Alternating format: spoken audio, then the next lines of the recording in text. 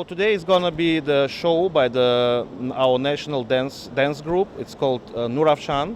They came here to Malaysia to participate at the Uzbek Culture Week with support of MSU University and also, of course, the Embassy of Uzbekistan in this country. All together during this week, we had a lot of events thanks to the DBKL. It was the International Cultural Festival at MSU University. Also our group participated at the KL car-free morning, thanks to DBKL in front of the building of DBKL. Also, they performed in the Panggung Bandaraya, the city theater KL.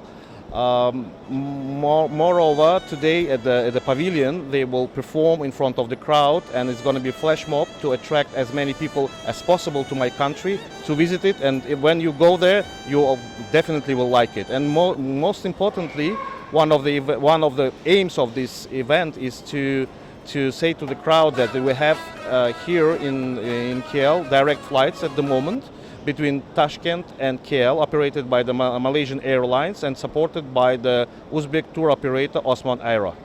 Yes, we are very glad that Malaysia finally opened its borders, and since then we are receiving a lot of delegations from Uzbekistan on the private basis, but also on the governmental level.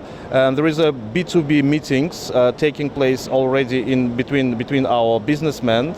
We have delegation, for example, here now participating in Agro Commodities Expo, for example. And also, as I mentioned, the direct flight, I witnessed that it was fully booked. So it means there is a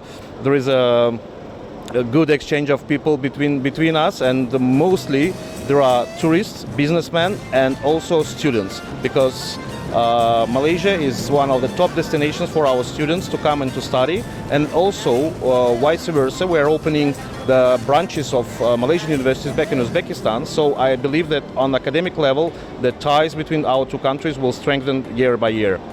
The business is very important for both countries, and the trade is growing year by year in spite of pandemic.